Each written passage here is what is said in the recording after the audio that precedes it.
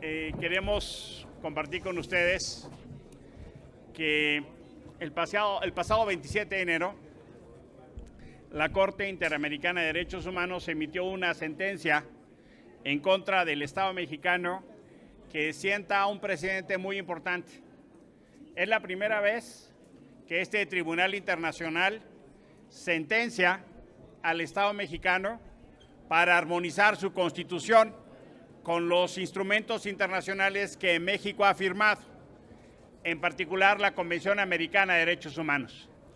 Y refiere, y me quiero ser explícito en lo que dice, es que el Estado de México, el Estado mexicano, es responsable por la violación de los derechos a la integridad personal, la libertad personal, a las garantías judiciales y a la protección judicial en contra de Jorge Marcial Zompantla de Tecpile, Gerardo Zompantla de Tecpile y Gustavo Robles López.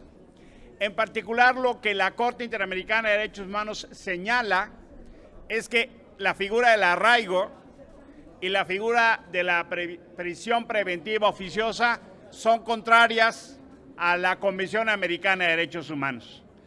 La sentencia obliga al Estado mexicano a modificar su Constitución.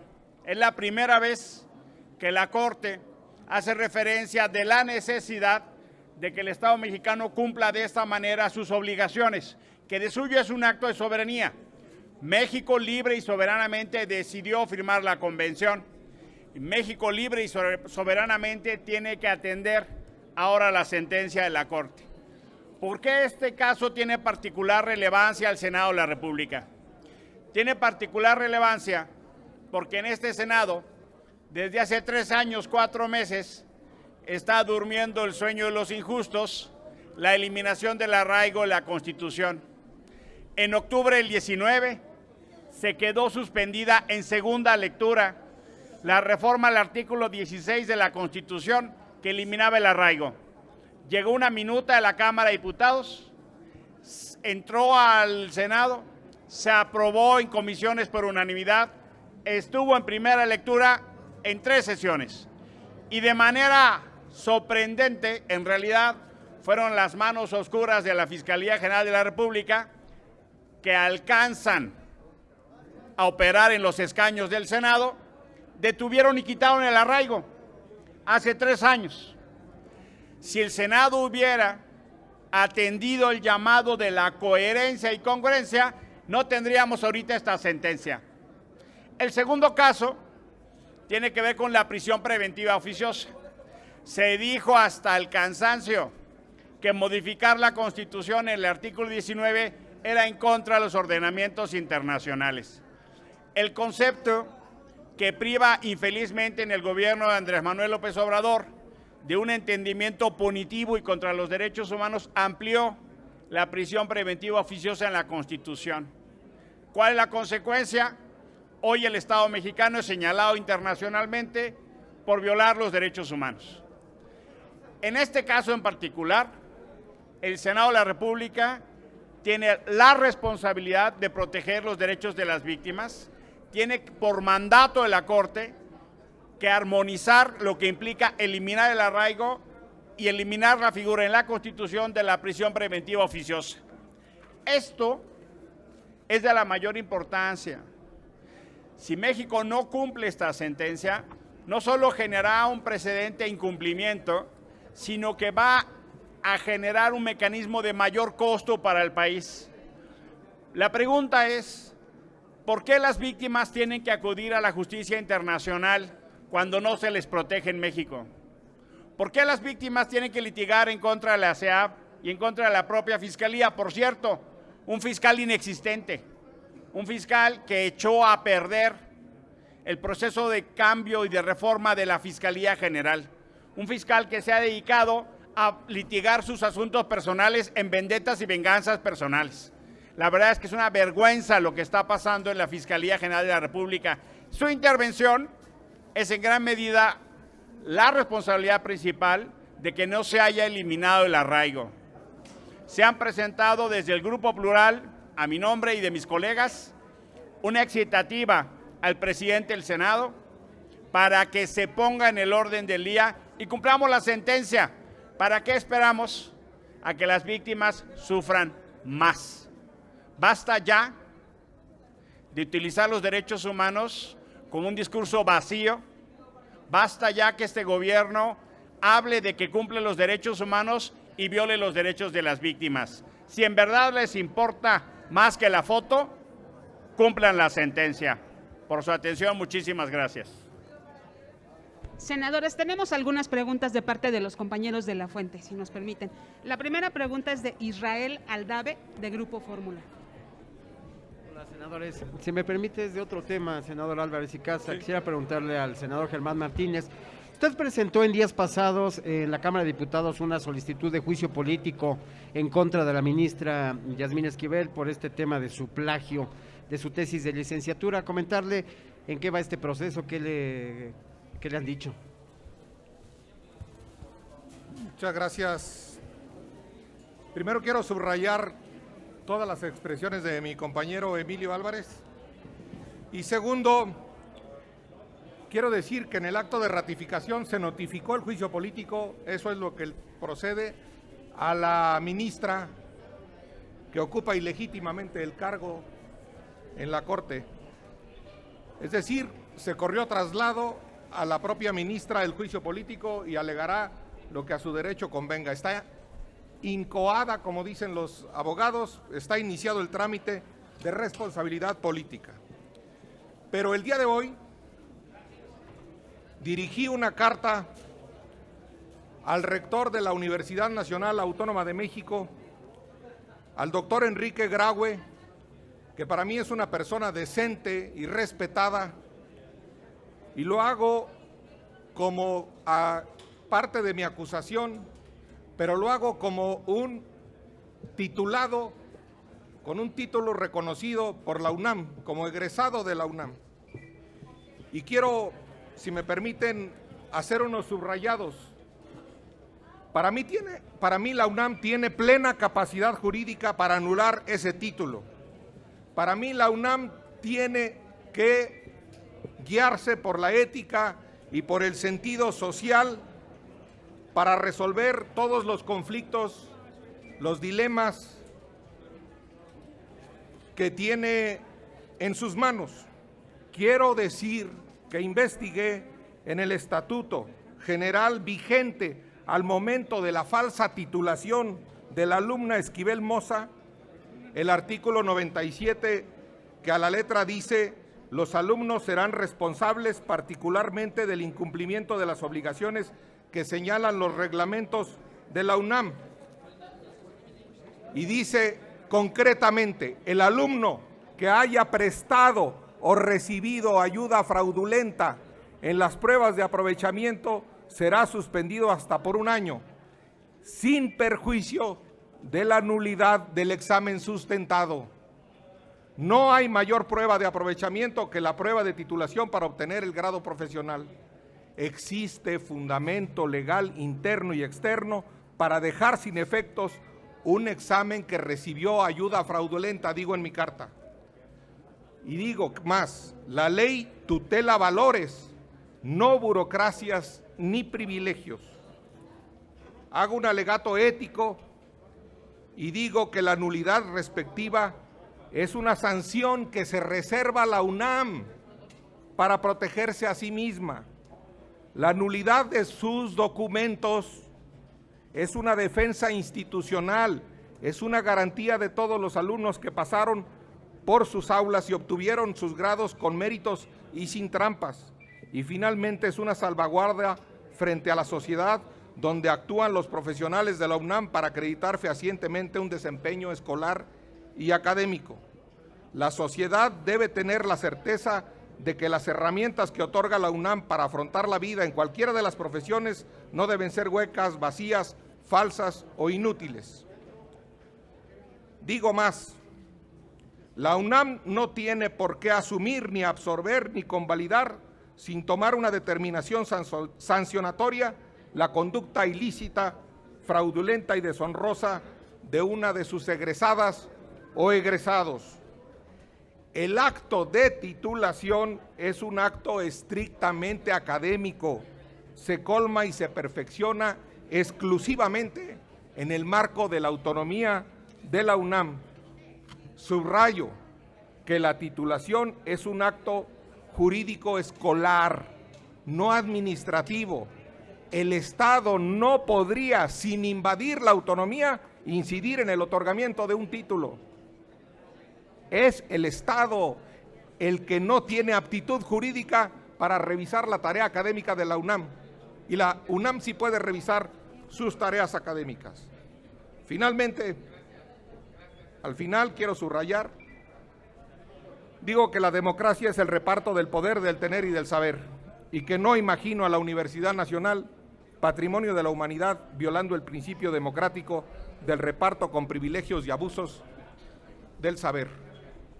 Esta es parte de la carta que yo le entrego al doctor Enrique Graue, rector de la Universidad Nacional Autónoma de México, con atención al Comité Universitario de Ética de la Universidad Nacional Autónoma de México, con el objeto de robustecer el expediente y solicitar que se anule el título de Yasmín Esquivel para represtigiar la labor de abogado y para defender a la universidad con carácter cívico, con vergüenza ética, con decencia pública, que yo estoy seguro que el rector Enrique Graue las tiene.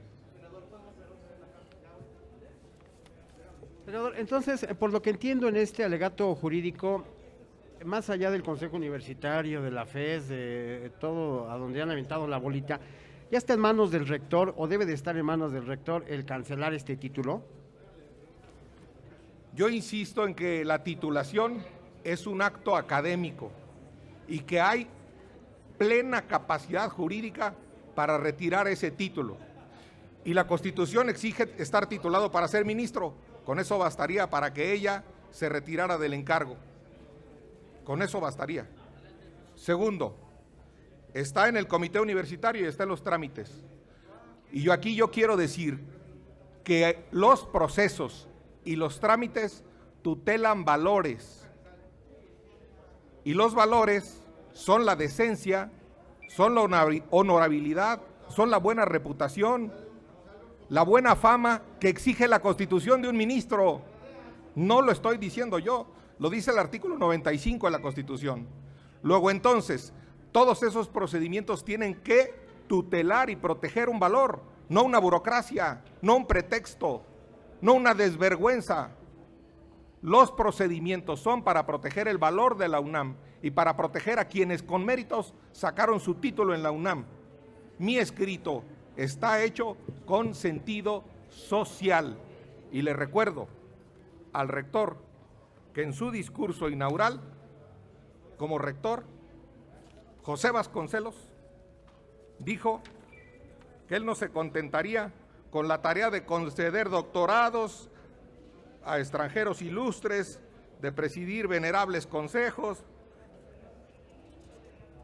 sin sentido social, en fin, y dice, antes iré, y estas palabras deben sonar como cicatriz de fuego en la conciencia de todos los universitarios, antes iré al más sonado de los fracasos que consentir en convertirme en un cómplice de la mentira social.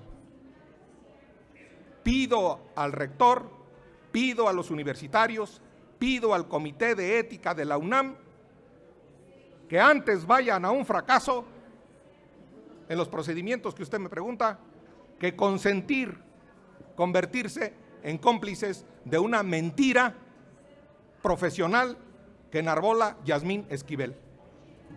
Gracias. Félix Muñiz, de Punto Aéreo. Gracias. Pues quizás nada más, Germán, para precisar, entonces la UNAM ya está en el desprestigio total con este caso. Sería uno del asunto. ¿En eso acabaría si no se resuelve bien lo de la ministra? Empecé diciendo, y lo subrayo, para mí el rector es una persona decente, tiene vergüenza pública y yo he respetado, para mí, por supuesto. y eso se debe acreditar en los hechos. Como en los hechos ha acreditado el plagio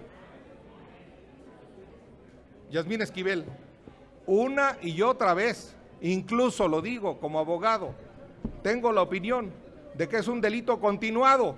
Cada vez que se ostenta como abogada, actualiza el delito de plagio, porque falsificó su título, porque está falsificando una profesión. Quien está en la desvergüenza, quien está en el desprecio social, es Yasmín Esquivel y no la UNAM. Mi escrito defiende a la UNAM y desprecia a los falsarios. Y bueno, ya para el senador Icaza, preguntarte sobre el arraigo, si hay un tiempo perentorio para acatar esta norma, y en otro tema, que me hicieran un comentario acerca de que ahora es el chofer del metro el que tiene la responsabilidad del accidente. Entonces, no sé si verdaderamente en eso va a quedar este asunto del metro. En el caso de la sentencia de la Corte Interamericana, la Corte otorga un plazo de 1 año al Estado mexicano. Y es vital tener absolutamente claro que tiene que dar pruebas de cumplimiento. Esta es una muy clara pedagogía que tiene 2 opciones. O el gobierno de López Obrador es un hipócrita en materia de derechos humanos, o protege a las víctimas. No hay de otra. Si los senadores y senadoras de Morena no aprueban la eliminación del arraigo y la prisión preventiva, caminan la ruta de la hipocresía en materia de derechos humanos. Punto. Porque lo que van a hacer es revictimizar a quien ha tenido que acudir a los tribunales internacionales porque México no encuentra justicia. El caso del metro es un caso similar. La hipocresía parece la norma en el gobierno de la ciudad. Utilizan a la Fiscalía como un mecanismo de persecución política. Ahora resulta que el culpable es el chofer del metro. Ahora resulta que los pernos asesinos tumbaron la línea 12. Lo utilizan como un mecanismo para envolver, disfrazar y pretender engañar su incapacidad y su corrupción. Ahora resulta que la víctima es Claudia Sheinbaum, cuando de manera irresponsable persigue sus ambiciones. Ya nos anunció que ahora va a regresar a sus giras. ¿Por qué no renuncia y pide mejor licencia a la señora Sheinbaum? Que pida licencia y deje en el cargo a alguien que esté interesado por gobernar 24 horas, 7 días a la semana, protegiendo y tutelando los derechos de los ciudadanos de la ciudad. Que se vaya de corcholata a tiempo completo. El metro es un desastre. Se está cayendo a pedazos porque no han puesto durante años los recursos. Es más, el año pasado, el metro de la ciudad tuvo subejercicio